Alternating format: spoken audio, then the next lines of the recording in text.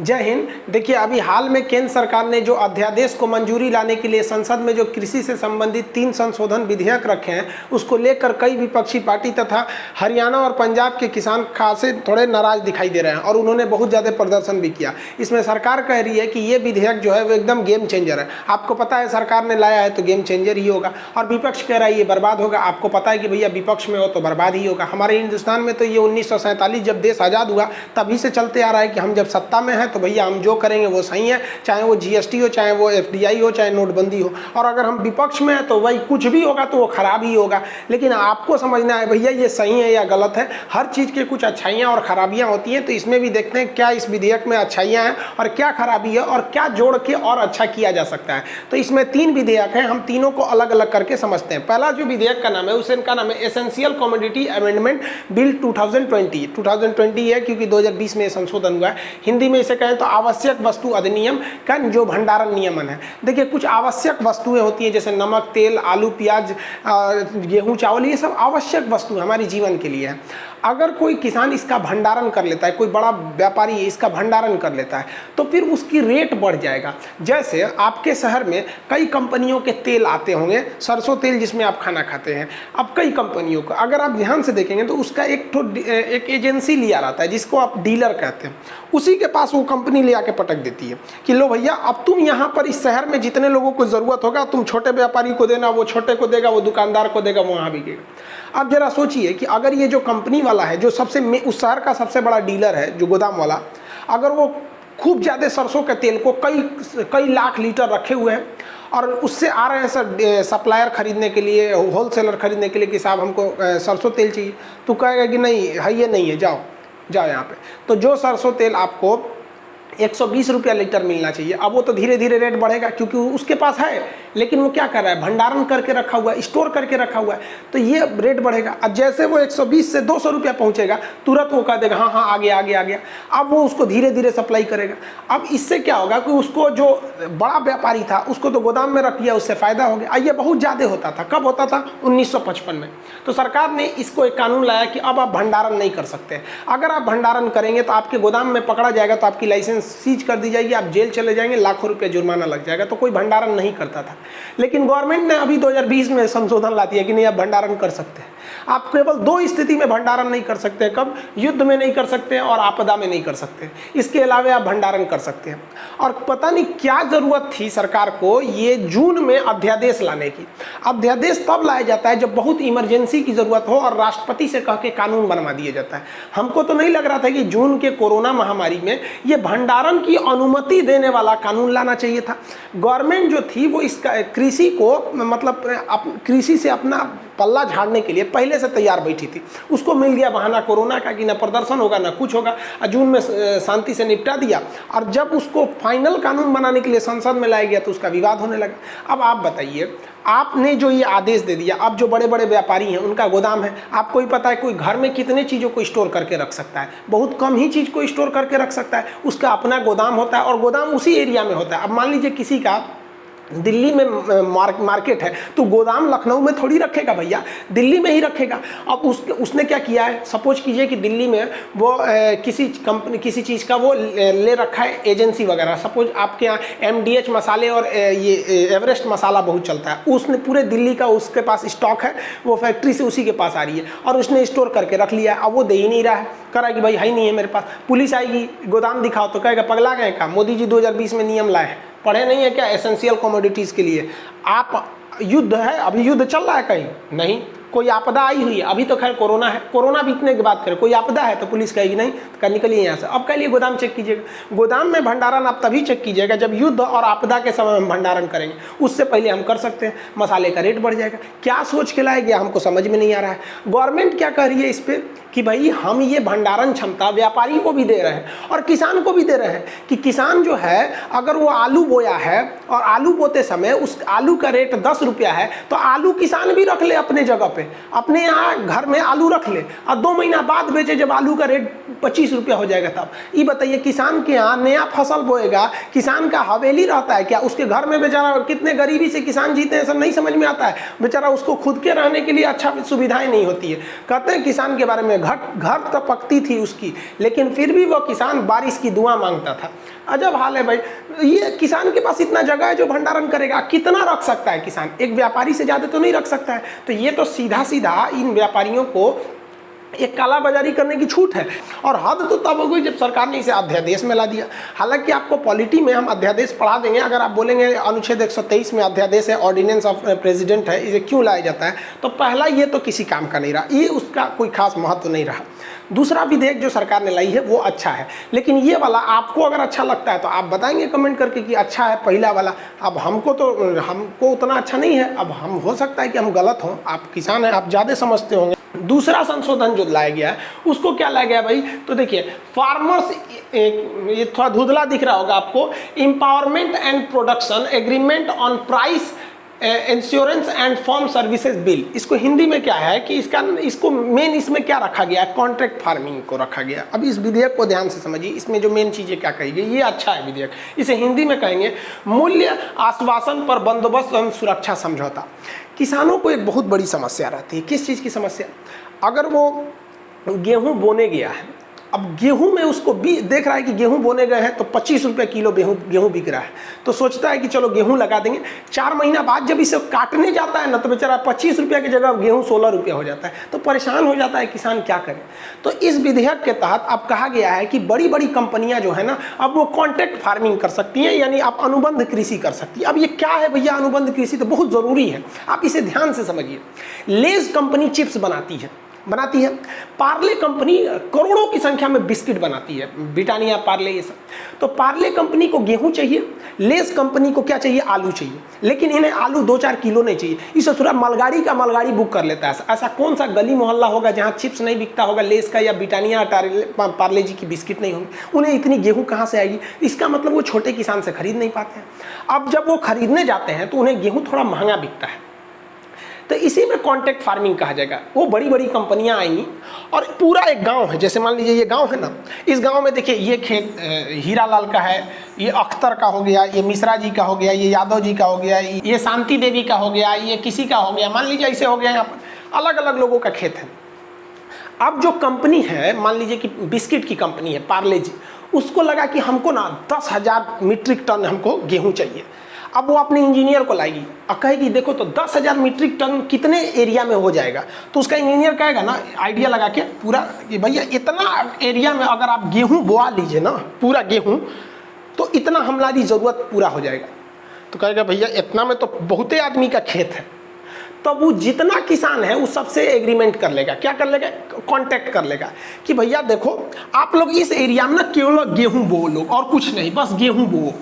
तो किसान कहेगा कि हमरा कौन सी मिलतो, तो कहा कि देख भैया तुम डिसाइड कर लो गेहूं बोने से पहले ही कि अगर तुम गेहूं बोओगे तो तुम्हें गेहूं का कितना रेट चाहिए। तो किसान कहेगा ये तो बढ़िया बात बोल रहा है, बोने के समय गेहूं रहता है 25 और जब बेचने जाते हैं तो हो जाता है 16। तो कहेगा ये पार्ले जी 25 रुपया किलो अगर आप गेहूं खरीदिएगा तब भी हम यहाँ हम गेहूं बोएंगे ना, तो हमारा मन यहाँ सरसों बो देंगे, किसी का कुछ दुनिया कुछ भी बो सकता है भैया, वहाँ आलू बो देगा, कुछ भी बो देगा, सब्जी बो देगा। तो पहले से उसके लिए कितना का हो गया, 25 रुपया। अब किसान टेंशन फ्री है कि भैया वो कंपनी क्या है 25 रुपये में हमें खरीदेगी। तो इसमें क्या होता है, प्राइस बिफोर फार्मिंग, खेती से पहले ही कंपनी वाले क्या कर लिए, सब प्राइस कर लिए। अब कंपनी भी टेंशन फ्री है, वो अपना प्रचार पे फोकस की है, उसको टेंशन नहीं है, उसको पता है कि 4 महीने बाद किसान लाएगा। इसमें वो कंपनी झांकने नहीं आएगी आप क्या किए क्या नहीं किए, समझ आ गया कि नहीं। अब जब कटिया का समय आएगा, अप्रैल में जब कटिया होगा गेहूँ का, तब सब किसान यहाँ पर रहेगा। आई मान लीजिए सुरेश का था, ये अब्दुल का था, ये मिश्रा जी का था, जिनका जिनका खेत है उनके खेत में कितना गेहूं हुआ है, ये सब कुछ खेती जैसे पहले होती है वैसे होगी। लेकिन अब ये पहले से इन पे कॉन्टेक्ट था पार्ले जी वाले से, तो पार्ले जी वाला अपना ट्रक लगा देगा और वहाँ 25 रुपये किलो से भर दीजिए। अब ससुरा मार्केट में गेहूँ 10 रुपया हुआ, कोनो मतलब नहीं, 25 रुपया पहले से कॉन्टेक्ट है। मान लीजिए कि गेहूँ 2 रुपया किलो हो गया, किसान टेंशन फ्री है। किसान के लिए कितना मस्त है भैया कि तुमको ना मंडी में ले जाने की जरूरत है, कंपनी वाला खुद ट्रक लगाएगा, लेके भेज दिया। ऐसे ही किसी चिप्स वाले को आलू की जरूरत थी, करोड़ों टन आलू की जरूरत थी, आके कह देगा कि भैया आलू बो दो, आप बोइए, आप बिया लाइए, आप पानी डालिए, सब आप कीजिए, फसल खराब होगा तो आप समझिए, जो बचा हुआ फसल है उसको वो उस रेट पर खरीदेगा जो उसने पहले किया था। समझ में आ रहा है कि नहीं आ रहा? बेहतरीन है कि नहीं? ये बहुत अच्छा है। तो जो पहला नियम फालतू था वो हमें नहीं सही लगा, आपको लगा होगा। ये नियम हमको अच्छा लगा, लेकिन इसमें कुछ सुधार की जरूरत है, जिसने गवर्नमेंट ने गांव के लेवल से लोगों से बात नहीं किया, इसलिए गड़बड़ हो गया। जरा इसमें समस्या समझिए। ये वाली कंपनी जो थी, इससे गेहूं कही थी कि हम 25 रुपया खरीदेंगे। आलू वाली कंपनी ने कहा था कि अगर तुम आलू बोओगे तो हम 30 रुपया आलू खरीद लेंगे, जो भी चीज़ है वहाँ पर। मान लीजिए कि यहाँ पे इन्होंने तो 25 रुपया गेहूँ तय कर लिया, और महंगाई बढ़ने के साथ मार्केट में अगर गेहूं 50 रुपया बिकने लगा और किसान जाके चुपे चुपे 50 रुपया बेच दिया, तब क्या होगा? कौन सेटलमेंट करेगा इसका? एक ये होना चाहिए कि नहीं होना चाहिए। दूसरा, मान लीजिए कि यहाँ पर गेहूं का उत्पादन हो गया और उस कंपनी को घाटा लग गया, कंपनी बंद हो गई, तो फिर किसान का गेहूं कौन खरीदेगा? या जानबूझ के वो कंपनी किसान से गेहूं नहीं खरीदेगी, तब क्या होगा? या 25 रुपया बोली है और करने के समय करिए देना है तो 20 रुपया में दो, नहीं तो जाओ भाड़ में जाओ, तब क्या होगा? तब गवर्नमेंट ने कहा है कि ये जो एग्रीमेंट होगा, ये मंडी के अधिकारी इसका क्या करेंगे? एग्रीमेंट करेंगे। यही गलती कर दिया है। गवर्नमेंट को कहना चाहिए कि जो कंपनियां हैं जो कांटेक्ट करने के लिए आ रही हैं, वो एग्रीमेंट करेंगी इस गांव के मुखिया जी से, जो प्रधान होते हैं ना, ग्राम पंचायत, विलेज पंचायत के मुखिया से, उसके उपस्थिति में ये क्या करेंगे? वो लोग इस एग्रीमेंट को करेंगे। इससे क्या होगा? किसानों का शोषण नहीं होगा। आप कहेंगे कैसे? तो सुनिए। एक गांव जब भी कंपनी कांटेक्ट लेती है ना, तो 2-4 कट्ठा खेत नहीं लेती है, पूरा गांव ले लेती है। 10-20 गांवों को कहेगी भैया इतना में आलू बो दो, हमारी चिप्स की कंपनी है। वो कहेगा भैया इतना में ना आप मूंगफली बो दो, हम पीनट्स बेचते हैं। कोई कह देगा इतना में। मतलब समझ रहे हैं ना कि 1-2 आदमी से थोड़ी ना कांटेक्ट करने आएगी वो। जब एक आदमी से 2 बीघा में कांटेक्ट करेगी तो डायरेक्ट दुकान पर से नहीं खरीद लेगी कि आपका 6 महीना इंतजार करने जाएगी। वो कांटेक्ट करते हैं तो गाँव का गाँव। अब जब गाँव का गाँव कांटेक्ट करेगा तो गाँव में तो बहुत से लोगों का क्या होती है? ज़मीन होती है। कोई एक आदमी से तो ज़मीन नहीं है, इसका मतलब पूरे गांव से कांटेक्ट हुआ है, तो पूरे गांव के लोगों को खेती का बात है। अब मुखिया जो है उसको हर 5 साल पे वोट मांगने जाना है। अब मान के चलिए कि कंपनी वाला बोला है कि इस गांव की जितनी गेहूं है हम 20 रुपया 25 खरीदेंगे, और अगर वो 20 रुपया खरीद रहा है, मनमानी कर रहा है, तो मुखिया लड़ेगा ना जी उससे कि तुम कैसे कर दिया। मुखिया का पावर है। और अगर नहीं लड़ेगा मुखिया, तो गांव के लोग याद रखेंगे कि यार ससुरा तू याद कर तो 5 साल बाद वोट नहीं दिलाएंगे। और गाँव की मेंटेलिटी अलग होती है भाई साहब। गाँव में हर आदमी एक दूसरे को बाई फेस पहचानता है। आप गाँव में घुस जाइएगा तो सब देखेगा सर ससुरा बाहर का है, गाँव का नहीं है। शहर में कौन आया मर गया चला गया पता ही नहीं चलता। गाँव में इंसानियत रहती है और शहर में इंसान रहा करते हैं, दोनों में फर्क होता है। तो मुखिया को दे दे से एक फायदा हो जाएगा, कि मुखिया जब भी सुनेगा वो कंपनी का नहीं सुनेगा। कंपनी बाहर में जब तुम कहा कि कंपनी हमको नहीं मतलब, मुखिया जब भी सुनेगा वो अपने वोटर्स का सुनेगा। आप ध्यान दीजिएगा, कोई भी अपने वोटर्स का सुनता है। लेकिन अगर आप अधिकारी को दे देंगे तो उसका क्या मतलब बनता है यार? उसको ड्यूटी करे तो भी उतनी सैलरी, नहीं करे वो भी सैलरी। और अगर अधिकारी को बैठाएंगे तो जानता है किसान का सुनेंगे तो पैसा नहीं मिलेगा, कंपनी का सुनेंगे तो पैसा मिलेगा। गवर्नमेंट यही गलती कर रही है। ये जो एग्रीमेंट है इस गाँव के प्रधान या मुखिया के नेतृत्व में करना चाहिए, तो ये सोने पर सुहागा हो जाता। दूसरा, ये वाली चीज़ें अच्छी हैं और ये बहुत पहले से आ रही है। अगर गवर्नमेंट कहती है कि नहीं हमने लाया है, तो नहीं। ये जो कॉन्ट्रैक्ट फार्मिंग है 2012 से हो रही है, जब मनमोहन सिंह के समय था, लेकिन उस वक्त बहुत छोटे छोटे पैमाने पर था। और अभी गवर्नमेंट ने जब संसद से विधेयक ला दिया तो ये बहुत बड़े पैमाने पर होगा। आप समझ गए? अब तीसरा समझते हैं। आई होप आप कॉन्ट्रैक्ट फार्मिंग समझ गए होंगे। इस विधेयक में यही बोला गया है, मूल्य आश्वासन। ये कंपनी क्या दे रही है? आपके प्राइस का आश्वासन दे रही है, और बंदोबस्त और सुरक्षा समझौता कर रही है। यही गलती है, सुरक्षा समझौता अधिकारी के न होकर मुखिया को किया जाना चाहिए। आप समझ गए? सहमत है तो कमेंट करके बताएंगे। अगले पे चलते हैं हम लोग। तीसरा जो चीज़ है, देखिए भैया, जितना विवाद है ना वो तीसरे को ही लेकर है, और तीसरा वाला अजीब टाइप का है भी। देखिए तीसरा में क्या है, इसमें कहा गया है farm produce trade and commerce promotion and facility bill. अब ये क्या है भाई? कृषि उत्पाद व्यापार और वाणिज्य, ये शॉर्टकट में समझिए इस विधेयक का नाम है। इसमें क्या कहा गया है? कहा गया है कि जो किसान अपना अनाज उत्पादित कर रहा है, अब वो ट्रक्स में ट्रैक्टर में लोड करके लाता था और मंडियों में बेचता था। ठीक है, कहाँ बेचता था? मंडी में। अब वो चाहे तो मंडी के अलावे और भी कहीं बेच सकता है। हमको तो इसी पे सबसे ज़्यादा हंसी आता है। अरे भैया, खुद गवर्नमेंट की एक संस्था है NSSO, जो बेरोजगारी का भी आंकड़ा देती है और इन लोग का भी आंकड़ा देती है। इसको सरकार ने खत्म कर दिया कि ससुराल रहेगा तो बार बार बेरोजगारी का आंकड़ा देगा। ये आंकड़ा दे देगा तो सब कहेगा सर रोजगार दो, इसलिए ना रहेगी बांस ना बजेगी बांसुरी, अब आंकड़ा ही नहीं मिलेगा बेरोजगारी का।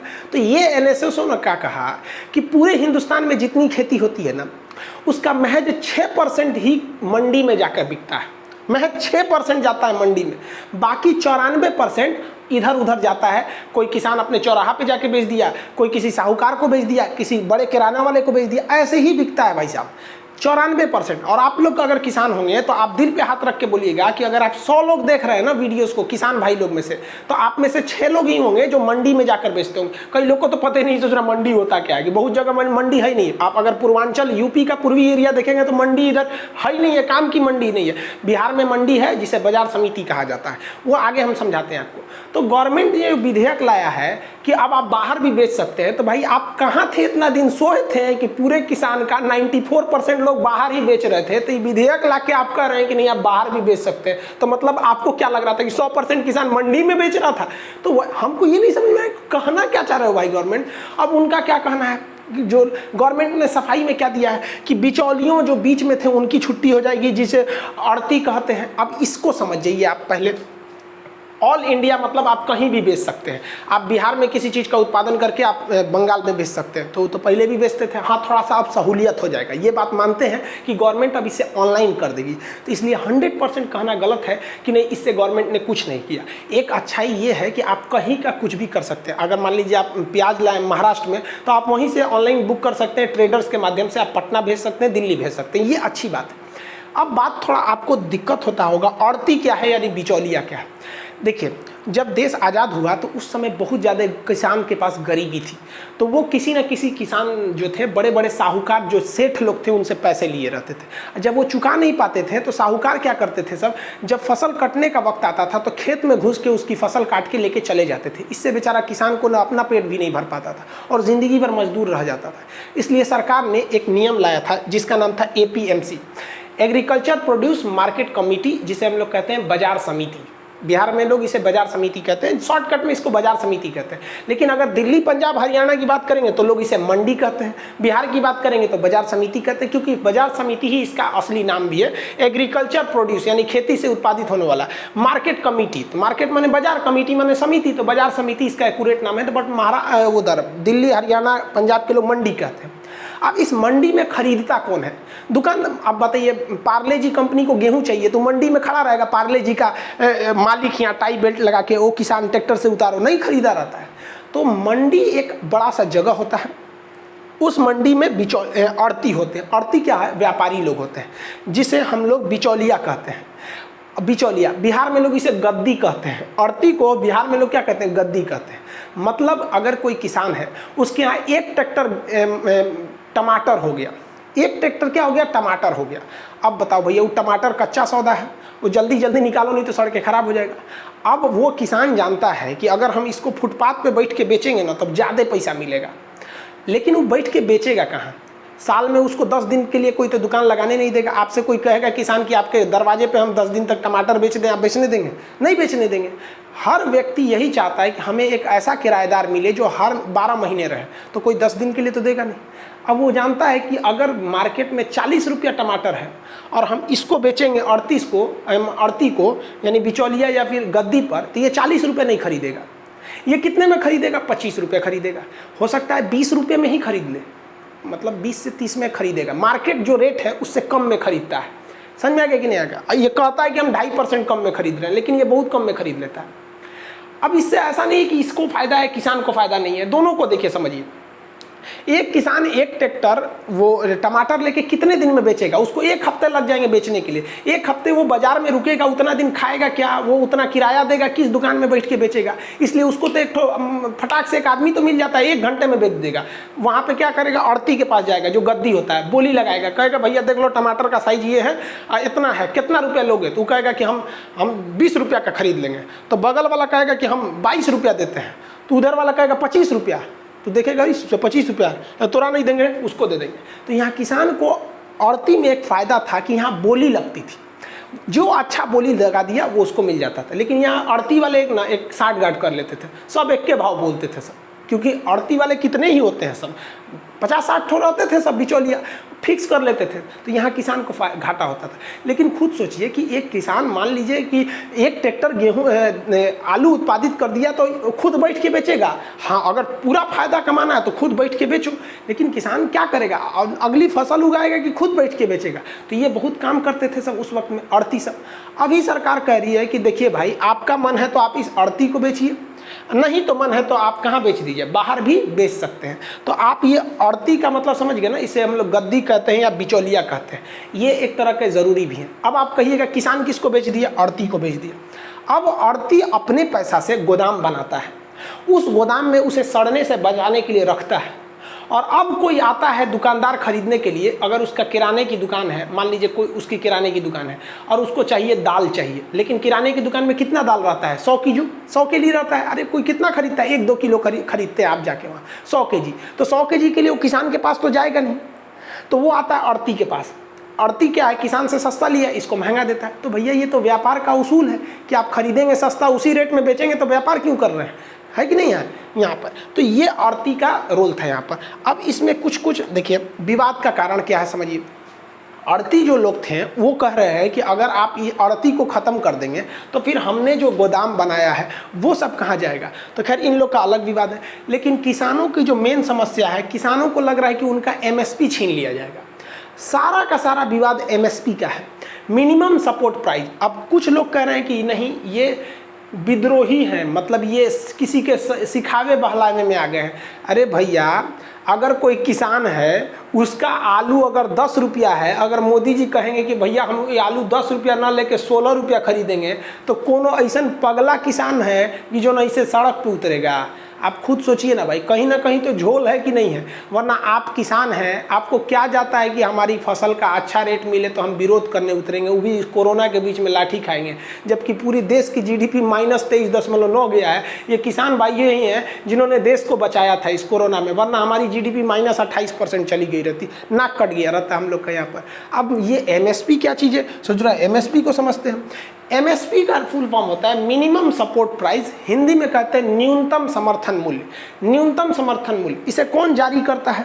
MSP को जारी करता है कृषि लागत एवं मूल्य आयोग। कृषि लागत एवं मूल्य आयोग को इंग्लिश में क्या कहेंगे? Commission of agriculture cost and price, CACP। ये किसके अंडर में काम करती है? FCI के अंडर में। अब ये भाई साहब MSP क्या है, तो बार बार हम MSP बोलेंगे, आप पहले MSP समझिए क्या है। आपको जब हम आपको अभी यहाँ पढ़ा रहे थे ना कॉन्ट्रैक्ट फार्मिंग, यहाँ पर कॉन्ट्रैक्ट फार्मिंग देख रहे थे, ये बोने से पहले ही रेट फिक्स कर दिया कि भैया हम 25 रुपये किलो गेहूँ खरीदेंगे कॉन्ट्रैक्ट फार्मिंग में। तो ये कौन आदमी किया? प्राइवेट कोई कंपनी ने किया था, जिसको हल्दीराम था तो वो उसको भुजिया उजिया बनाना है, नमकीन उमकीन, तो बेसन को कर देगा। बेसन कहाँ से बनेगा? दाल से, तो चने दाल को कर लेगा वो फिक्स कर लेगा। चिप्स वाले को आलू चाहिए, बिस्किट वाले को गेहूँ चाहिए। तो ये प्राइवेट आदमी जो है वो बिफोर फार्मिंग, खेती करने से पहले ही जो रेट फिक्स कर लिया है ना, यही काम अगर सरकार करती है तो उसे हम लोग कहते हैं MSP। समझ में आ गया? दोनों में कोई अंतर नहीं है। प्राइवेट कंपनी कह रही है कि भैया हम बिस्किट की कंपनी है, हमको लाखों टन बिस्किट के लिए गेहूं चाहिए, तुम गेहूं बो भैया, क्या, ताकि हम एक के जगह आके खरीद सके, एक के गांव से आके खरीद सके। बदले में हम तुमको क्या देंगे कि हम तुम्हें पहले ही रेट फिक्स कर दिए 25 रुपया। यही बतिया अगर सरकार आके कहती है ना कि रे भैया तू गेहूं बो, चावल बो, धान मतलब धान बो, ऐसे ऐसे वो 24 गो फसल पे 22 से 24 फसल को बोती है, ये फसल बो, हम इतने में खरीदेंगे। यानी बोने से पहले जब सरकार आके कहती है तो उसे कहते हैं MSP, मिनिमम सपोर्ट प्राइस। और बोने से पहले, खेती से पहले अगर कोई प्राइवेट कंपनी आके कहती है तो उसे कहते हैं कॉन्ट्रैक्ट फार्मिंग। अब किसानों का विद्रोह समझिए। किसानों का कहना है कि देखो भैया, इन लोग का कहना है कि सरकार जो है वो कॉन्ट्रैक्ट फार्मिंग के रास्ते से कंपनियों को घुसा रही है कि तुम आके बोली लगाओ, ताकि सरकार खुद पीछे निकल जाए और सरकार को MSP ना देना पड़े, यानी मिनिमम सपोर्ट प्राइस सरकार को नहीं देना पड़े, MSP। जबकि मोदी जी भाषण दे के चले गए हैं, उन्होंने कहा कि MSP रहेगा, मतलब प्राइवेट कंपनियां भी बोली लगाएंगी, वो किसके तहत लगाएंगी? तो कॉन्ट्रैक्ट फार्मिंग के तहत, और सरकार भी MSP खरीदते रहेगी। लेकिन फिर इतना विद्रोह क्यों हो गया? क्योंकि सरकार की मंशा पर सवाल है। समझिए क्या है ये जो MSP का रेट डिसाइड किया जाता है वो ये डिसाइड करती है कृषि लागत एवं मूल्य आयोग। अब ये रेट डिसाइड कर ली, अब सरकार उन अनाज को खरीदती है किस पर, MSP पर। अब किसान फ्री है, MSP के मामले पर किसान फ्री है, जबकि कॉन्ट्रैक्ट फार्मिंग पे किसान फ्री नहीं है। अगर कॉन्ट्रैक्ट फार्मिंग में कंपनी ने कह दिया कि हम आपका गेहूं 25 रुपये किलो खरीदेंगे तो आपको 25 रुपये ही बेचना पड़ेगा, भले रेट 10 रुपये है तो क्या हुआ, कंपनी को घाटा लगेगा लेकिन वो आपसे 25 ही खरीदेगी। लेकिन अगर गेहूं का रेट ओपन मार्केट में 80 रुपया हो गया तो चूंकि आप कॉन्ट्रैक्ट कर चुके हैं अब आप 80 रुपये नहीं बेच सकते हैं। तो यानी किसान को एक हैंड में फायदा है और दूसरे हैंड में घाटा भी है अगर वो कॉन्ट्रैक्ट फार्मिंग करता है। लेकिन MSP में ऐसा नहीं है, ध्यान से समझिएगा, यही MSP की मांग कर रहे हैं किसान। MSP में क्या है कि सरकार गेहूं बोलने से पहले, किसी भी फसल को बोने से पहले बोल देती है कि हम इतना में खरीदेंगे। जैसे बोल दिया कि गेहूं हम 25 रुपये में खरीदेंगे। अगर मार्केट में गेहूं 10 रुपया बिक रहा है तो किसान पूछेगा मंडी में जाके, अड़ती से मंडी में कितना रुपया खरीद रहे हो, तो कहेगा 10 रुपया का। भाग सोच रहे 10 रुपया, MSP सरकार ले रही है 25 रुपया। अब वो सरकारी गोदाम में जाएगा, FCI का गोदाम दुनिया भर का होता है, वहाँ बेच देगा, अपने ज़मीन का खतौनी दिखाएगा और वहाँ पे बेच देगा कि भैया लो 25 रुपया। समझ में आ गया कि नहीं। लेकिन अगर गेहूं का रेट हो गया 50 रुपया किलो तो वो जाएगा अड़ती से पूछने के लिए कि कितना रुपया खरीदे तुम, तो अड़ती कहेगा यानी गद्दी वाला, मंडी वाला, कि भैया 50 रुपया का रेट चल रहा है। तो इसको लगेगा कि FCI में तो साला 60 रुपया होगा। वो जाएगा FCI के पास, आप कितना लिए, तो कह रहे बकलो कहीं का, हमसे अभी का पूछने आ रहा है, हम तो खेती करने से पहले ही बता दिए थे 25 रुपया खरीदेंगे। कहा ओ हो खेती में 4 महीना टाइम लगता है, भुला गए थे। तो कहेगा यही सोच रहा हूँ, वहाँ FCI गोदाम में MSP जो है वो 25 रुपया है, वहाँ पे कितना है 25 रुपया। आई मंडी में हम चले आए हैं तो मंडी में हमको फायदा मिल गया है, कितना रुपया हो गया मंडी में 50 रुपया। अब इसमें तो कांटेक्ट था ही नहीं किसानों के बीच में, सरकार था। अब किसान क्या कहते हैं, सब इस मंडी में नहीं बेचता है, सब सीधे सॉरी MSP पे ना बेच के किस में बेच देता है, सब मंडी पे। तो आप ये तो समझ गए कि आप बताइए फायदा किस में है, फायदा तो MSP में है।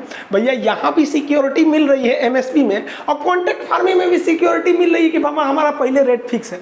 लेकिन कॉन्ट्रैक्ट फार्मिंग में अगर मुनाफा ज़्यादा हुआ बाहर में तो आप बाहर नहीं बेच सकते हैं, और MSP में अगर मुनाफा ज़्यादा मिल रहा है बाहर तो इसको छोड़ दीजिए, कॉन्ट्रैक्ट नहीं है, बाहर भी बेच सकते हैं।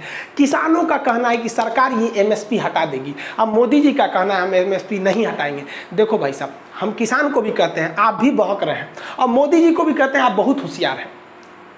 गवर्नमेंट की चाल क्या है कि ना हम MSP हटेबो नहीं करेंगे और रहले कोनो काम का नहीं रह जाएगा। समझिए कैसे, सरकार कहती है कि हम किसानों से 25 रुपया किलो गेहूं खरीदते हैं, ठीक है, और राशन कार्ड पे वही गेहूं 2 रुपया किलो बेच देते हैं, तो सरकार को तो घाटा हो रहा है कि नहीं हो रहा है यहाँ पर। तो सरकार की भाई बात कहना सही है कि भाई गोदाम में रहने से खराबी हो जाता है। हम आपको अभी तो फिजिक्स में हम आपको पढ़ाएंगे कि गोदाम में अनाजों की रक्षा करने के लिए कौन से रेस का प्रयोग किया जाता है, तो गामा रेज, गामा किरण, उसमें लाइट लगा दी जाती है गामा रेज का, जिससे कि उसमें कीड़े मकोड़े नहीं लगते हैं। और अगर बारिश से वो भीग के खराब ना हो जाए, उसमें से अंकुरन ना निकल जाए, उसमें दाना ना निकलने लगे, इसलिए उसके ऊपर पेस्ट कर दिया जाता है, पेस्ट। वो पेस्ट लगा देने से गेहूँ के अंदर की नमी बरकरार रहती है, ज़्यादा नमी सूखती नहीं है वरना बीज मर जाएगा, और ज़्यादा भीगता भी नहीं है, नहीं तो उसमें से अंकुरन निकल जाएगा, गोदामे में फलने लगेगा। तो पेस्ट लगा दिया जाता है। और भी क्वेश्चन पूछेगा, याद रखिएगा कि फसल बोते समय किस चीज़ की ज़्यादा अधिकता होनी चाहिए, तो बीज बोते समय फास्फोरस की अधिकता होनी चाहिए। लेकिन जब 1 फुट का पौधा हो जाता है, यानी जब पौधा का शकल ले लेता है, तो उस समय नाइट्रोजन डालना चाहिए, यूरिया वगैरह, और उस समय उससे पहले आपको फास्फोरस के लिए आपको आते हैं सब, उसको डालना चाहिए, पोटास वगैरह। समझ में आ गया कि यहाँ पे तो ये गोदाम है।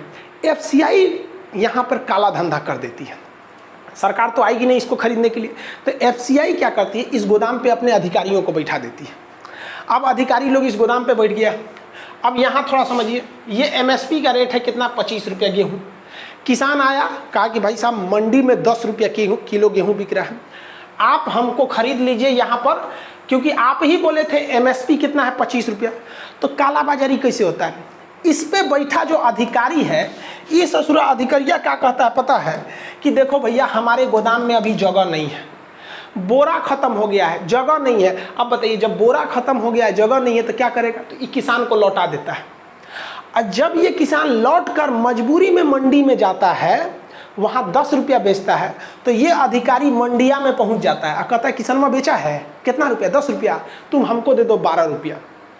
या हमको दे दो 15 रुपया, तो उसी किसान से ये बाहर जाके दलाल से खरीद लेता है और खुद क्या करता है, इस गोदाम में भर देता है और सरकारी खाता में दिखा देता है किसान से हम 25 रुपया खरीदे हैं, जबकि ये अधिकारिया काला बाजारी में खरीद के लाया है 15 रुपया। अब हर केजी पर इसको बैठे बैठाए कितना रुपया फायदा मिल गया इसको, 10 रुपया। किसान भी बेचारा 1 किलो गेहूं पे 10 रुपया नहीं कमा सकता है और ये FCI के बैठे हुए लोग 10 रुपया तुरंत कमा लेते हैं। किसान जाएगा ना, कह देगा बोरा नहीं है, जगह नहीं है, सड़ रहा है, जाओ, खाली नहीं है, बाबू नहीं है, ये नहीं है, इतना ना दौड़ा देगा कि आप MSP पे बेचिए नहीं पाएंगे, तो मजबूरी में जाएंगे। इसीलिए हम कहें भैया पूरे हिंदुस्तान में 6% लोग हैं, किसान हैं जो MSP पर मंडी में बेच पाते हैं, FCI के पास बेच पाते हैं, बाकी 94% लोग बाहर बेचते हैं, मजबूर कर देते हैं ये लोग FCI वाले। अब देखेंगे ना FCI के गोदाम में सड़ता है, अनाज सड़ रहा होता है, एकदम भयानक सड़ रहा होता है अनाज। गवर्नमेंट कह रही है कि भैया देखिए ये जो FCI वाला सीन है इसको बदलने की ज़रूरत है। अब हम थोड़ा सा, आपका मन आप बाहर भी बेच सकते हैं, हमारे पास रखने का जगह नहीं है। अब देखिए महाराष्ट्र का किसान कहता है कि हम अगर प्याज को यूपी बिहार बेचते हैं तो हमको 20 रुपया किलो का रेट मिलता है, लेकिन यही प्याज हम अगर बांग्लादेश बेच देंगे तो हमको 55 रुपया मिलेगा। तो आपको केवल वही फायदा दिख रहा है जहां सरकार को फायदा है, किसान जहां प्राइवेट व्यक्ति को फायदा हो रहा है उसको नहीं समझ में आ रहा है। अब आप सोचिए ना, अगर बांग्लादेश प्याज चला जाए, अफ्रीका प्याज चला जाए तो कितना फायदा होगा। तो आप कहेंगे कि खान साहब आप तो सनक गए, तो हम लोग कौन सी प्याज नहीं खाएंगे क्या? हम लोग, निर्मला सीतारमन कही थी प्याज बढ़ गया तो कहती हैं कि हम नहीं खाते हैं प्याज, तो हम लोग क्या खाएंगे? तो भैया उत्पादन की क्षमता को तो बढ़ा सकते हैं। आप बोल तो सकते हैं बाकी किसानों में कि भैया महाराष्ट्र के किसान इस बार जो है प्याज उसको कहाँ बेच देंगे, बाहर में, इसलिए प्याज की कमी हो जाएगी, तो यहाँ का किसान प्याज बोएगा। पता चलता है कि उन्हीं किसान प्याज बो दिया, इन्हीं बेच दिया, प्याज हो गया एकदम में सस्ता। अगली बार किसान कहता है दूध से प्याज 5 रुपया बिका था, अगली बार नहीं बोएंगे, तो उन्हीं वाला नहीं बोया, इन्हीं वाला नहीं मिला, प्याज हो गया 200 रुपया किलो। कोई सिस्टम ही नहीं है यहाँ पर। तो किसानों का कहना है कि गवर्नमेंट अपनी फायदा सोच रही है, गवर्नमेंट कह रहा है कि हम इसमें क्या ही लिए खरीदे जाए। अब किसान कह रहे, मोदी जी की बातों नहीं सुन रहा है सब किसान। मोदी जी का भी कहना सही है कि कांग्रेस ने जितना किसानों से MSP पर, कितने पर, MSP पर अनाज खरीदा था, उससे 30 गुना ज़्यादा अनाज गवर्नमेंट BJP ने खरीदा है। ये वास्तविकता है। अब हम नहीं कह रहे भाई ये सरकारी आंकड़ा बोलता है, हम नहीं बोल रहे हैं, हकीकत भी है, खरीदा है। तो मोदी जी अपना सीना थपथपा रहे हैं कि हाँ भाई खरीदे, सही बात है। लेकिन मोदी जी की मजबूरी बना के गए थे मनमोहन सिंह। मनमोहन सिंह की 2013 में उन्हें लग गया था कि हम जीतने वाले नहीं हैं, तो उन्होंने एक चुनावी दाव खेला था, उसको नेशनल सिक्योरिटी बिल, खाद्य सुरक्षा विधेयक, याद होगा आपको। और उन्होंने कहा था कि अब हर राशन कार्ड पर 2 रुपया किलो गेहूं जो BPL वाले हैं और 3 रुपया किलो चावल बिकेगा। 2014 में विधेयक को पारित करके मनमोहन सिंह चल गए। अब मोदी जी आए तो कपार पे पड़ गया मोदी जी को, कहा कि दूध तुरी का, वो तो चल गए यहाँ, अब मोदी जी को देना पड़ रहा है। अब विधेयक तो संसद का है, संसद से पारित विधेयक कोई भी सरकार रहेगी उनको मानना पड़ेगा, इसलिए मोदी जी जो है वो खरीद रहे हैं, ये वास्तविकता है। लेकिन इसी गवर्नमेंट ने कि जो शांता कमेटी थी, शांता कमेटी ने कहा कि MSP पर जो हम लोग खरीद रहे हैं वो हमारी इकोनॉमी पे बोझ पड़ रहा है, इसकी जिम्मेदारी हटा देनी चाहिए, प्राइवेटलाइजेशन को इसमें करनी चाहिए। किसान यही कह रहा है कि मोदी जी, एक और आप कहते हैं नहीं हटने देंगे, ये कोई कमेटी कहता है। और मोदी जी जिस पार्टी के सदस्य हैं ना, BJP, उस पार्टी के अध्यक्ष रहे थे ये भाई साहब नितिन गडकरी जी 2012 से 14 के बीच में वहाँ पे। फिर बाद में इनमें एक तो फैक्ट्री घोटाला का आरोप लग गया, तो इनको हटाकर राजनाथ सिंह को अध्यक्ष बनाया गया, और राजनाथ सिंह की अध्यक्षता में मोदी जी प्रधानमंत्री बने थे। फिर जाके अमित शाह अध्यक्ष बने और अभी JP नड्डा है, समझ में गया। आज से 10 साल पहले की बात है ये। तो इन पे आरोप लगा, ये क्या कहे, इन्होंने स्पष्ट बोला था नितिन गडकरी साहब कि MSP is an extra burden of our economy. MSP जो है ये हमारे ऊपर एक बोझ है कि हम सरकार इतना गेहूं खरीदते हैं 25 रुपया और बाकियों को दे देते हैं हम कितना रुपया भैया, 2 रुपया। अब हम आपको आंकड़ा बता रहे हैं। MSP पर सरकार को कितना, बहुत ज़्यादा नहीं, 1000 करोड़ रुपए का लॉस होता है, ठीक है। 1500 करोड़ रुपया जब सरकार ने बैंकों का माफ़ किया, और वो माफ़ कैसे किया, बैंकों से नीरव मोदी लिया है, बड़का उद्योगपति लेके भाग गया सब, वो कह दिया सब बैंक से हम नहीं चुका पाएंगे। तो सरकार कहती है एक काम करो, उनका माफ़ कर दो, आने जनता ने टैक्स भरबे किया है, दे देते हैं वहाँ पे, लो तुम्हारा टैक्स, तुम्हारा कर्जा माफ़। और जो लेके भागा है उनसे कहते चुनाव में पैसा दे देना हमको, समझा गया ना, तुम्हारा कर्जा माफ।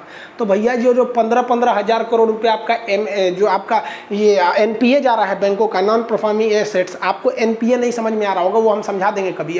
तो वहाँ पे तो आप नहीं कहते हैं कि ये एक्स्ट्रा बर्डन है इकोनॉमी में। सोच रहा बैंक जो थे सब उसको घटते जा रहे हैं डेली बैंक। हमको तो जिस हिसाब से बैंक घट रहे हैं, लग रहा है लास्ट में वो खाली आरबीआई बचेगा, बाकी सब खत्म हो जाएंगे, सब आरबीआई में खाता खुलवाया जाएगा। तो गवर्नमेंट दो तरह की बात करती है। गवर्नमेंट के पास भी खराबी क्या है, उसके पास भंडारण करने की क्षमता नहीं है। भंडारण आजकल मॉडर्न टेक्नोलॉजी के भंडारण क्षमता आ गया है। ये लोग कौन सी का भंडारण करते हैं, वही टीन से ढेंगन ढाल देंगे लोग वहाँ पे। ये मॉडर्न आ गया, इसमें बोरा वोरा रखने की जरूरत नहीं है, सीधे ऊपर चला जाता है, कन्वेयर होता है यहाँ पे, सीधे डाल देता है, और जब बेचना होगा तब बोरा में से निकाल के बेचिएगा यहाँ पे। तो मॉडर्न फूड पार्क का है ही नहीं है। और किसान करे तो क्या करे, उसको रखने के लिए भी नहीं है। आप देखते होंगे कि किसान ला रहा है आलू, अगर कोल्ड स्टोर में रखने ले जा रहा है तो 300 रुपया बोरा आलू वो रखने का भाड़ा ले रहा है, और बेचेगा तो 300 रुपया, तो आलू छोड़ देता है बेचारा। तो सरकार के पास रखने का भी जगह नहीं है। अब बात करते हैं भाई शिरोमणि अकाली दल का। बीजेपी का कहना है कि कांग्रेस भड़का दिए हैं सब। ठीक है भैया, कांग्रेस भड़का दिए हैं सब। तो भाई बीजेपी की गठबंधन की सरकार ही है शिरोमणि अकाली दल, और अकाली दल की तो भाई साहब ये मंत्री रही आपकी, अभी 2 दिन पहले मंत्री थी हरसिमरत कौर, ये तो मंत्री रही थी। अब इनकी बात सुनिए भाई, जब सरकार इसे आनन फानन में राष्ट्रपति द्वारा अध्यादेश लगवा रही थी जून में, तो ये मंत्रिमंडल की बैठक में थी ये, और जब सरकार लेके आई विधेयक तो किसानों ने विरोध कर दिया। इन्होंने देखा बाप रे बाप, पंजाब के किसान विरोध कर देगा सब, क्योंकि पंजाब में और हरियाणा में मंडी ज़्यादा है, बाकी जगह पे मंडी कम है, तो इन्होंने देखा हमारा सरकारी गिर जाएगा। तो कहती है ना हम इसके विरोध में हैं, मंत्रिमंडल पद से इस्तीफा दे दी। मतलब आप समझ रहे हैं क्या है भाई। तो खैर इस्तीफा दे दी वो अलग बात है। अब बात करते हैं कंक्लूजन की। देखिए, आज़ादी से लेकर आज तक रियलिटी यही है कि सरकार किसानों को ना देखी है और ना देखना चाहती है, उनका विकास नहीं देखना चाहती। गारंटी आपको बोलते हैं, समझिए कैसे। एक छोटा सा एग्जांपल देते हैं। जब देश आज़ाद हुआ तब से आज तक किसानों की इनकम 21 गुना बढ़ गई है। यानी 1950 की बात करेंगे और 2020 की बात करेंगे तो इस दौरान किसानों की इनकम लगभग 21 से 22 गुना बढ़ी है। आप 21 गुना मान के चलिए, 21 गुना इनकम बढ़ी है। यानी जो किसान 1 रुपया कमाता था 1950 में, आज वो 21 रुपया कमाता है। लेकिन इसी बीच जो सरकारी कर्मचारी हैं उनका इनकम 180 गुना बढ़ा है।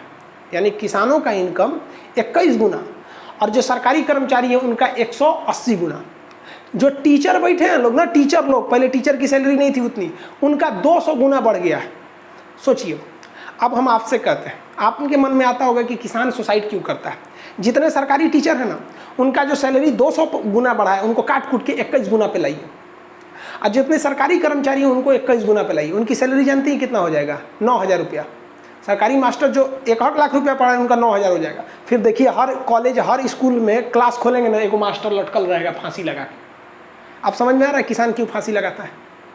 वाकई अगर किसी गवर्नमेंट को अगर किसानों की परवाह रहती है ना, तो वो वैसे ही बनाए जैसे एमआरपी होता है। एमआरपी हम आपको सिंपल बताते हैं। ये मेरा मोबाइल है, हम बहुत पुराना मॉडल का मोबाइल रखे हैं, ये बहुत है, 2016 का मोबाइल है। हम इसे 11,000 रुपये में खरीदे थे। इसका एमआरपी लिखा हुआ था 11,000 रुपये, यानी 11 कुछ समथिंग 1,999, 11,000 रुपये। कोई माई का लाल है जो बोल दे कि 11,000 का मोबाइल हम खान सर हम आपको 12,000 में देंगे या 15,000 में देंगे? नहीं दे सकते हैं आप। यहाँ पर मैक्सिमम रिटेल प्राइस एमआरपी होता है। तो सरकार किसानों के लिए एक मिनिमम रिटेल प्राइस क्यों नहीं लाती है कि कोई भी व्यक्ति किसान से उसका आलू 20 रुपये से नीचे नहीं खरीद सकता है, 25 रुपये से नीचे आप प्याज नहीं खरीद सकते हैं, किसान से आप 20 रुपये किलो से नीचे गेहूं नहीं खरीद सकते, खरीद देंगे तो जेल हो जाएगा। आप कौन चीज़ को झुंझुना थमा देते हैं एमएसपी एमएसपी। अरे मोदी जी ने सही कहा है कि भाई एमएसपी खत्म होने नहीं देंगे, क्योंकि भाई एमएसपी काम को कौन सी का है? 6% जब किसानों का वो अनाज खरीद रहा है तो किस काम का है? और ये धीरे धीरे चौपट कर देता है। समझिए कैसे। मान के चलिए कि कोई लड़की है और हम चाहते हैं, हमारी उससे इंगेजमेंट हो गई है, ठीक है, इंगेजमेंट हो गई, हम चाहते हैं ना कि हमारी शादी टूट जाए, तो कैसे करेंगे? देखिए, लड़कियों की शादी का एक लिमिट होता है कि भैया अब 30 से पहले कर दो तो आराम से हो जाएगा। लड़की का उम्र अगर 30 हिल गया ना तो इंडिया में शादी करने में बड़ी दिक्कत होता है। लेकिन लड़का ससुर 40 पे करेगा तो उतना दिक्कत नहीं होता है। तो हम है लड़का, हमारा इंगेजमेंट हुआ है, हम ससुर जी से कहेंगे कि ससुर जी कहेंगे शादियाँ कर लीजिए ना, हम कहना अभी नहीं करेंगे, 2 साल बाद 3 साल बाद। उनको बस लड़कियाँ को हम 5 साल झेला देंगे ना तो घर लड़की के घर वाला समझ जाएगा लड़का भाग रहा है और खुद से शादियाँ तोड़ लेगा। सब जानता है कि अगर मान के चलो 10 साल और झेला के बाद कहेगा कि हम बियाह ना करेंगे तो लड़कियां हमारा और कहीं ना बियाह कर पाएगी। यही काम सरकार करेगी एमएसपी में। एमएसपी कहेगी कि हम आपसे गेहूं खरीदेंगे 25 रुपया, सरकार ने कह दिया हम 25 रुपया खरीदेंगे। एमएसपी मतलब हम ये रेट फिक्स किए हैं, इसका मतलब ये थोड़े होता है कि हम आपसे खरीदिए लेंगे 25 रुपया। आप जाएंगे गोदाम में ना, तो गोदाम वाला सीधा कह देगा जगह नहीं है। अब किसान क्या कहेगा, घर में रखेगा, गेहूं सड़ जाएगा अगले साल तक, उसको रखने का जगह नहीं होता है गोदाम में। तो मोदी जी ने सही कहा है कि वो एमएसपी को ख़त्म ही नहीं करेंगे। भैया एमएसपी 25 रुपया रहेगा, लेकिन आपको एमएसपी पे खरीदा नहीं जाएगा। और आप अगर इसको मोदी जी को जिम्मेदार मानते हैं तो आप बताइए किसके समय पे ये अच्छा था। हम नेहरू से लेके अभी तक की बात करें, कोई नहीं ध्यान देता है। भाई साहब इस लॉकडाउन में ना हरियाणा में जो मक्का था, मक्का वो 6 रुपया किलो बिका है, जबकि एमएसपी था उसका 18.5 रुपया। कहाँ मर गई थी सरकार वहाँ पर? हाँ, हम तो बहुत किसानों की सरकार सुनते हैं वहाँ पर, हम तो समझे नहीं वहाँ पे सुनते हैं वहाँ पे सांसद लोग ट्रैक्टर से जाता है। अच्छी बात है भाई, आप ट्रैक्टर से जाते। जब सरकार ने एमएसपी बोला था कि हम मक्का खरीदेंगे 18.5 रुपया किलो, तो 6 रुपया किलो आप मक्का खरीदे। 1995 में भी 6 रुपया किलो मक्का था, यानी 1995 का जो रेट था, आप मक्का का रेट दे रहे हैं आप 6 रुपया। राष्ट्रपति का 1995 में जो सैलरी था आपका, वही दे देते हैं यहाँ। आज 5 लाख रुपया ले रहे हैं, उस समय 60,000 थमा दीजिए यहाँ पर, तो बहुत अच्छा हो जाएगा। राष्ट्रपति भाग जाएंगे पहाड़ी पे से। कौन पहाड़ी है सर? ऐसी की पहाड़ी नहीं रहेंगे वहाँ पर। और किसान को तो थमा दो भाई साहब, जो 90 में खरीदा वही यहाँ पे खरीद लेंगे। यहाँ पर क्या मतलब बनता है? अगर गवर्नमेंट रियल में आप किसानों की भलाई चाहते हैं तो आप इस दर से एक सामान का मैक्सिमम रेट होता है ना, उस तरह फिक्स कर दीजिए, फिर उस किसान को छोड़ दीजिए। आप मंडी दीजिए चाहे मत दीजिए, आपका मन आप एपीएमसी रखिए, आपका मन आप विदेश में बेचिए। किसान को फिक्स है कि भैया हम रात 2 बजे भी जाएंगे तो हमको 25 रुपया गेहूँ खरीदना ही पड़ेगा, चाहे तू अपनी अब्बा के खोपड़िया पे रखो, एफसीआई के गोदाम में जगह नहीं है तो तुम समझो तुम्हारा दिक्कत है। तुम्हारे पास हिंदुस्तान में इतनी जमीनें हैं, यहाँ पर 32 लाख किलोमीटर स्क्वायर रख लियो, किसानों के लिए गोदाम नहीं है। बात करते हो संसद भवन में रखवा दो, खाली ना रहता है, 3 गो सत्र चलता है, बाकी समय तो खाली रहता है। बाकी ग्राउंड में रखवा दो, नई जगह है, मुगल गार्डन है राष्ट्रपति भवन के पीछे बड़का, उसमें एफसीआई का गोदाम खुल सकता है, वो सब रहेगा। 1200 कैटेगरी का फूल है हमारे राष्ट्रपति भवन में, महाराज की जय हो। लेकिन किसानों के रखने के लिए जगह नहीं है। मन करता ना माथा फोड़ ले अपना, हम पगला जाएंगे यहाँ पर। हम सच बताते हैं, हमारे देश की जीडीपी को बचाया किसने? किसानों ने 3% का योगदान दिया, लेकिन खिलवाड़ किया जा रहा है उसके साथ। कोई भी गवर्नमेंट की बात करते कोई नहीं देता है। आप छोड़िए ना सेंट्रल गवर्नमेंट को, कोई राज्य सरकार है? राज्य में तो अलग अलग सरकार है। केरल में लेफ्ट है, इधर ममता बनर्जी है, उनकी अलग है, राजस्थान में अलग है, हरियाणा में अलग है, पंजाब में अलग है, बिहार में अलग है, यूपी में अलग है। कोई कर दो, कोई कर दो भाई, एमएसपी फिक्स कर दो। नहीं करोगे यार। अब आपको क्या समझ में आया विधेयक? हमको नहीं समझ में आता है। हमारे हिसाब से ताम झाम करने से कोई अच्छा नहीं है। एक विधेयक लाइए, एमएसपी है, इतना से नीचे आप किसान से नहीं खरीद सकते। खरीदेंगे तो अगले दिन जेल में आपकी सुबह होगी, फिर जेल में उठिएगा, कहिएगा कहाँ भेज दिया। यहाँ पर ये होना चाहिए, यहाँ पर न्यूनतम समर्थन मूल्य फिक्स होना चाहिए। उसके बाद छोड़ दीजिए उसको कहाँ बेचना है। समझ में आ गया कि नहीं? एमएसपी यहाँ लिखे ना, एमएसपी पे केवल 6% किसान ही खरीदते हैं।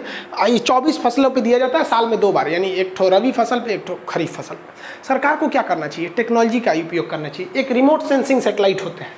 रिमोट सेंसिंग सैटेलाइट ऐसे सैटेलाइट को बोले जाते हैं जो आसमान से ही ज़मीन के अंदर कौन सा खनिज छुपा है, सोना चांदी, सब का पता कर लेते हैं, कहाँ पेट्रोलियम है। सरकार को ऐसे रिमोट सेंसिंग सैटेलाइट देनी चाहिए और इससे अपनी ज़मीन पर मॉनिटरिंग करनी चाहिए कि कहाँ कौन सी फसल अच्छी होनी चाहिए।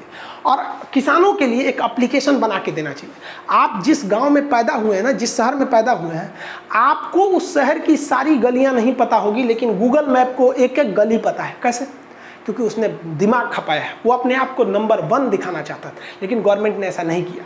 गवर्नमेंट किसानों को एक सिंपल सा एप्लीकेशन देती, जो अनपढ़ किसान भी रहते उनमें कोई टेंशन नहीं था, वो सैटेलाइट से देख लेते। उन पे केवल मेनली 3 ऑप्शन दे देते कि भैया वो प्राइस पे क्लिक करेगा तो वहाँ प्राइस लिख के भी आएगा, वहाँ बोलेगा भी। कैसे? गूगल पे लिखेगा तो बोलता है, वहाँ पर लिख देगा कि आपके एरिया में गेहूँ का दाम इतना रहेगा, चावल का इतना रहेगा, इसका इतना रहेगा। किसान अनपढ़ भी रहता है, लोग बहुत, वो क्लिक कर लेगा, वहाँ पे प्राइस देख लेगा, फसल देख लेगा। अब सैटेलाइट ऊपर से बता देगा ना कि भैया बारिश इस बार अच्छा होगा या खराब होगा, इस एरिया में किसकी फसल अच्छी होगी, तो वहाँ फसल देख लेगा। यहाँ पर सबसे ज़रूरी चीज़ क्या है? सरकार को एक डाटा रखना चाहिए कि महाराष्ट्र में कौन सी फसल ज़्यादा हो रही है। अब पता चला महाराष्ट्र में भी हुमच के प्याज बो दिए, राजस्थान में भी बो दिए, राजस्थान में तो होता नहीं उतना, बिहार में बो दिए, यूपी में बो दिए, हुमच के प्याज बो दिए। लो, अब प्याज हो जाएगा ससुरा 10 रुपये किलो।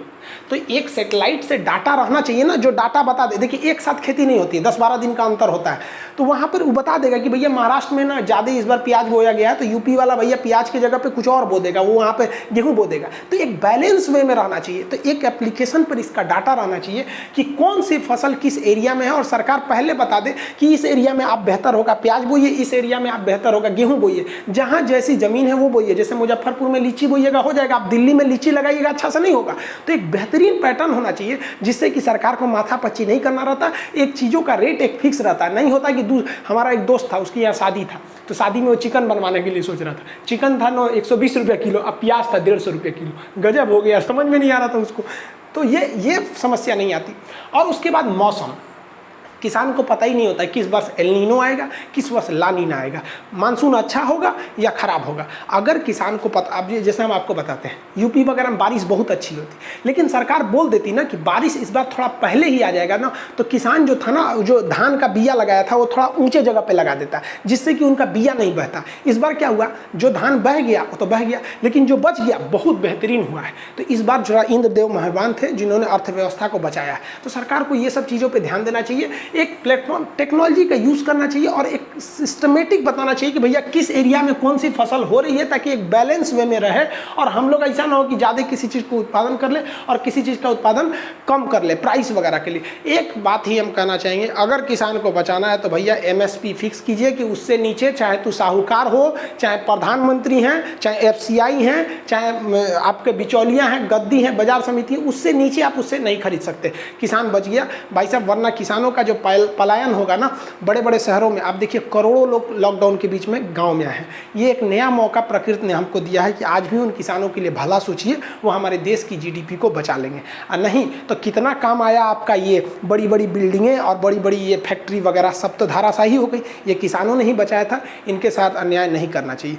ये चीज़ आपको राजनीतिक लगेगी, अब हमको नहीं लगता इसमें राजनीति की बात है। आपको अगर लगता है कि नेहरू से लेकर मोदी के बीच में किसी ने किसानों के लिए कोई बेहतरीन काम किया है तो आप कमेंट करके बताइए, और आप भी दबाव बनाइए कि सरकार MSP को लागू करे सख्ती से। मिलेंगे नेक्स्ट क्लास में, तब तक के लिए जय हिंद।